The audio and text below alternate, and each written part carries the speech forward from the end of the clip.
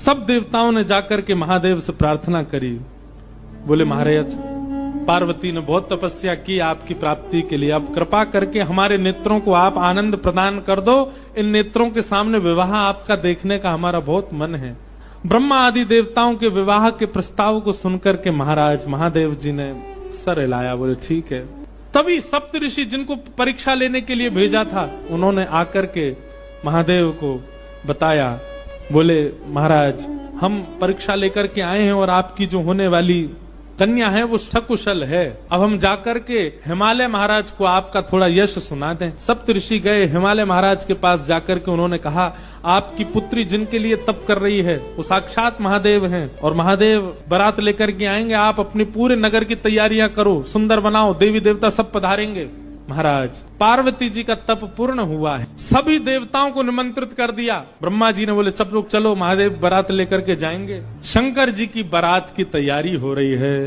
लगे सवारन सकल सुर, वाहन विविध विमान, होई सगुन मंगल सुभद, करहि अप्सरा गान। अप्सराएं गान करने लगी, डुमडुमियां बजने लगी, सहनाइयां बजने लगी, मंगल वाद्य बजने लगे।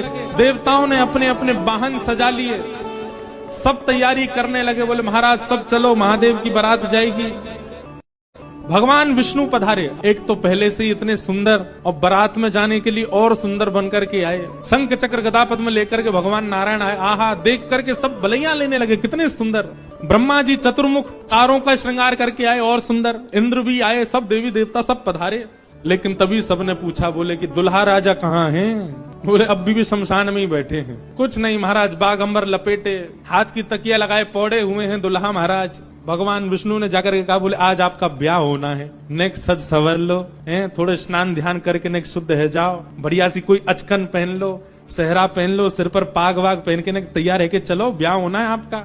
इतने में ही शिव गण आ गए सारे और भगवान से आगे बोले, देखो भगवान, हमको बहुत दिन बाद ही अवसर मिला, हम महादेव के विवाह में जाएंगे। श्रृंगार आप सब लोग दूर हट जाओ, आप लोग अपने तरीके का आज श्रृंगार हम करेंगे महादेव का। महादेव तो बोले, भंडारी बोले, भैया जा को रुचि लग रही हो वही कर लो। शंकर जी गए, जाकर के सब अपने गण बुलाए, लाओ भैया श्रृंगार करो हमारा। भगवान विष्णु ने शंकर जी का हाथ पकड़ा, बोले एकांत में आओ, आपसे कुछ बात करनी है। शंकर जी एकांत में गए। इतने भोले हैं शंकर जी। भगवान नारायण बोले, देखो ये विवाह हो रहा है, विवाह में मजाक आदि होते रहते हैं, इसलिए बुरा मत मान जाना बात का। शंकर जी बोले, हम तो कोई बुरा मानते नहीं। बोले क्यों? कामदेव आया था, आपने तीसरा नेत्र खोल करके उसको ध्वस्त कर दिया, भस्म कर दिया।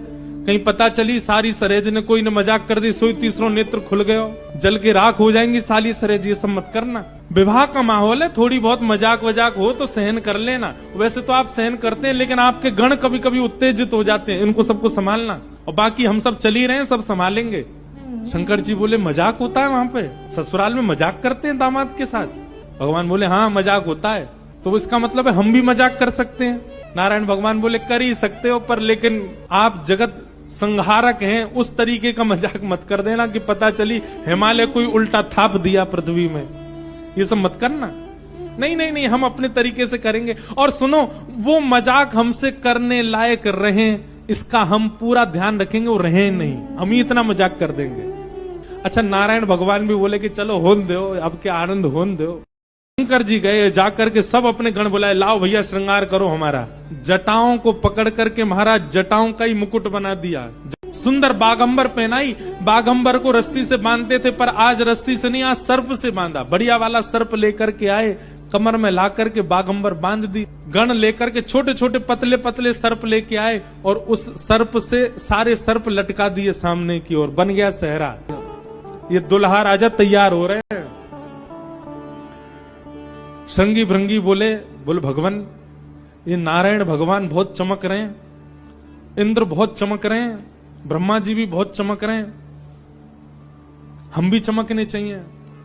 शंकर जी बोले, जाओ शमशान में अभी अभी चिता जली होगी, उसकी भस्म लेके आओ। गरम गरम चिता की भस्म लेकर के आए महाराज। अंग पे लगाई, पैरन पे लगाई, वक्ष पे लगाई, मुख पे लगा करके बोले, अब चमक रहे हैं कि नहीं? बोले बढ़िया चमक रहे हो, अब तो चमक गए बिल्कुल आप तो। शंकर जी ने ऐसा तैयार किया स्वयं। हाँ भाई, श्रृंगी भृंगी ने जय जयकार कर दी। बोले दुल्हा राजा तैयार हैं, बारात लेके चली जाए।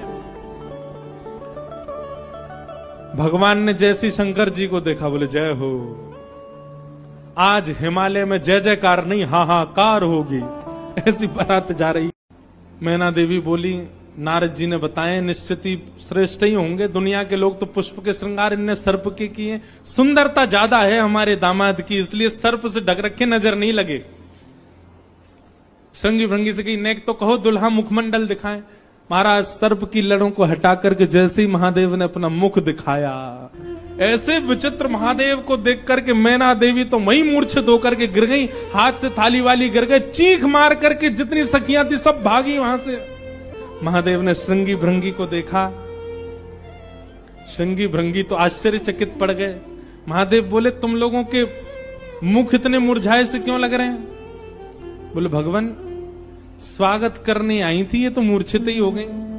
महादेव बोले सब नगरों के अपने अपने रिवाज हैं, यहां मूर्छित होना ही रिवाज होता होगा, दुल्हा को देखते ही सासू मां मूर्छित हो जाती, यही रिवाज होगा।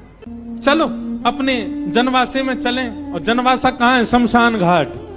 जनवासा बनवाया था लेकिन वहां नहीं गए, जहां पर जा सारी बारात वहीं पर जाएगा दूल्हा, और सारी बारात कहां है? वो तो शमशान में। शमशान में जाकर के दूल्हा राजा बैठ गए और बार बार श्रृंगी भृंगी से कहें कोई कमी तो नहीं? बोले नहीं बहुत बढ़िया है, सब बिल्कुल बढ़िया है। यहां नारद जी पहुंचे। अब महाराज अंदर तो मातम बन रहा था, सब लोग पार्वती जी को घेर करके बैठे हैं। मैना मैया जैसे तैसे होश में आई, होश में आकर के बोली हमने नारद का क्या बिगाड़ा, ऐसा पति, इसके लिए इतना घनघोर तप करवाया पार्वती जी से, हमने नारद का क्या बिगाड़ा? नारद जी आकर के समझाने लगे और मैना मैया से कह रहे हैं क्या मैया,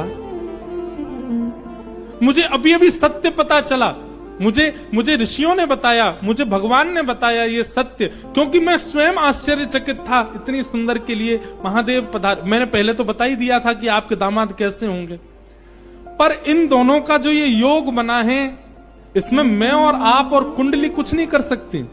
आपकी पुत्री जो है ये साक्षात जगदम्बा है, साक्षात भवानी है, ये साक्षात सती रूपा है।